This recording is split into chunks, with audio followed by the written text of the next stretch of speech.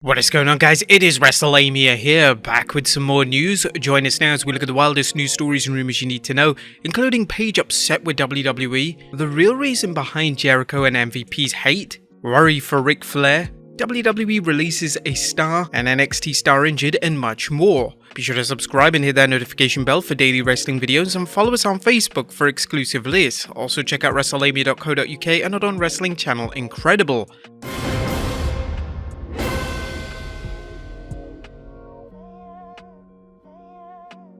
Our first story looks at Paige upset with WWE. Atop of today's news is a report that Paige isn't thrilled with how the WWE has used her, or more to the point, how they haven't used her in the last few years. The soon-to-be former WWE superstar Paige is leaving the WWE on 7th July, and she's not happy about it. The inaugural NXT Women's Champion vented about her situation on the Twitch stream.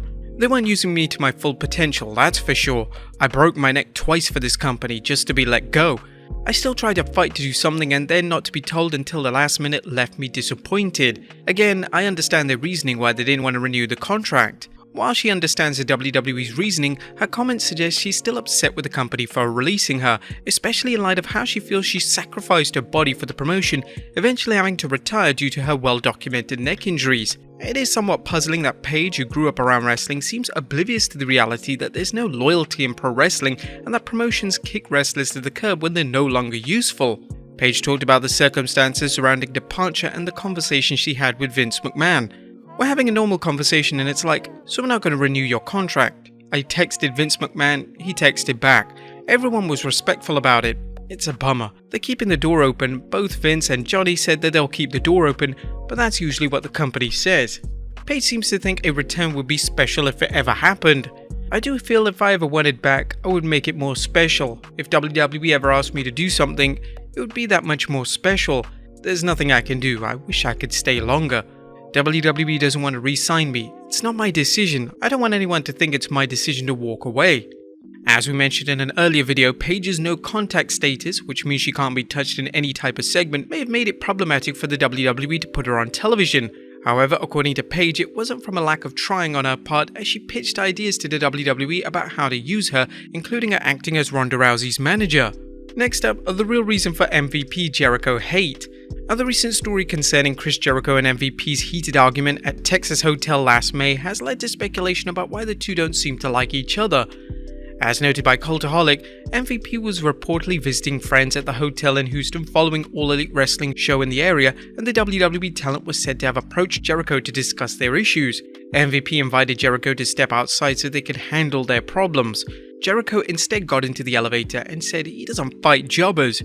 Fightful Select reports that MVP and Jericho appear to have falling out about 18 months ago due to social and political issues that, surprise surprise, developed on Twitter. Wrestling News shared some of the tweets that some believe are what started the MVP Jericho beef, as Jericho posted the following after the 2020 presidential election. "I'm not a political person, but is it strange to anybody else that the first time ever we have to wait 2 days, 5 days, 10 days to find out who won the presidential race?" MVP replied, "Delete this." When someone pointed out Jericho is entitled to his opinion, MVP responded, "Misinformation or categorically false information is not an opinion. There are no such things as alternative facts, but hey, no reason to let the truth get in the way." Fightful reports that a source told that Jericho and MVP had a private exchange on the social media that did not resolve the initial disagreement. MVP recently tweeted about the story and it being discussed in the sheets and online. Even when they get the story right, they get the details wrong. Gotta love the dirt sheets. Now, at this point, all we know is that MVP and Jericho have widely differing political views. This certainly isn't the first time politics have polarized people and led to disputes, something we've all experienced with family and friends. Perhaps the most interesting part of the story is what exactly MVP had in mind when he approached Jericho at the hotel. Do you think he just wanted to discuss things with Jericho, or was he looking for a fight? Let us know in the comments down below. Next up, a WWE Hall of Famer begs Ric Flair not to wrestle. And Nature Boy Ric Flair's upcoming Wrestle match at StarCast 5 is still a hot button issue as fans of wrestlers alike debate the wisdom of the 73-year-old wrestling great stepping back in the ring. As fans know, it's not only Flair's age that concerns people, but Slick Rick's well-documented health issues, including him having a pacemaker. Recently, Hall of Famer Gerald Briscoe spoke with Sportskeeda about Flair's upcoming match. I told him how much I appreciate his career and how much I appreciate the friendship all these years, and that I'm concerned, not as a foe or anything, but I'm concerned as a lifelong friend. He's one of my longest running friends. You look around during our era and there's not many left. Briscoe explained why he's so concerned about Flair stepping into the ring with a pacemaker keeping his heart going. He's got a damn pacemaker and it worries me. I've talked to doctors and a certain bump in the wrong direction or a certain chop or something like that, and that thing can dislodge and he can drop dead. I don't want to see Ric Flair drop dead. I don't want to be a part of that. I wish him well. But Jerry Briscoe also said another thing that concerns him is that if the match goes well, he knows Flair will likely want to work another match. Indeed, you have to wonder how many matches Flair can work before his luck runs out. Briscoe pulled no punches in his take on things, arguing that Flair isn't doing this for the money but for his ego. He also questioned what kind of legacy the 16-time world champion wants to leave behind with the fans if he keeps competing long past his prime. Next up, an NXT Star Injured. The injury bug seems to have struck again, and there's reports circulating that NXT 2.0 star Tony D'Angelo was injured at a live event. This comes after a fan tweeted, "Seems that Tony D'Angelo suffered a shoulder injury at NXT Largo. Hopefully NXT did some weird work, and if not, hopefully the dude is alright. Wrestling isn't easy." Now we hope to learn more soon. Next up, WWE Releases NXT Star. Speaking of Tony D'Angelo, Tony's storyline business associate has been released by WWE. Meltzer reports Troy Two Dimes Donovan of the D'Angelo family was let go yesterday, June 11th. This wasn't a budget or creative reason, but a policy issue, and he was told he may be brought back in a year. There's no mention of what the policy violation was, but now that Donovan is gone and D'Angelo is possibly out with an injury, what does this mean for D'Angelo's on-screen henchman Channing Stacks Lorenzo? Next up, did Thunder Rosa make an opponent look bad?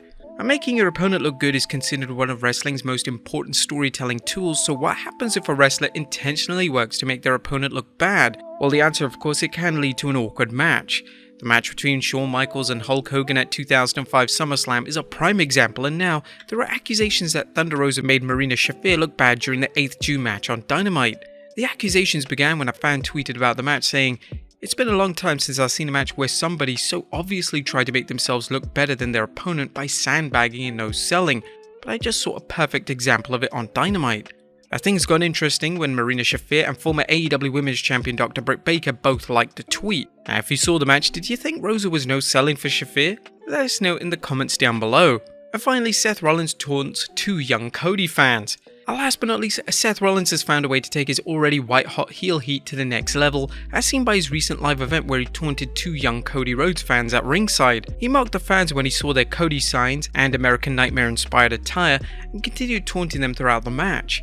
Rollins' opponent Riddle didn't let the Visionary get a free pass, however, as he took Rollins out to the floor, chopping Rollins near the 2 Cody fans, hugging one and fist-bumping them. But there you have it, folks, the wildest news stories and rumors you need to know. Be sure to leave your comments down below. I'll see you next time with some more wrestling content.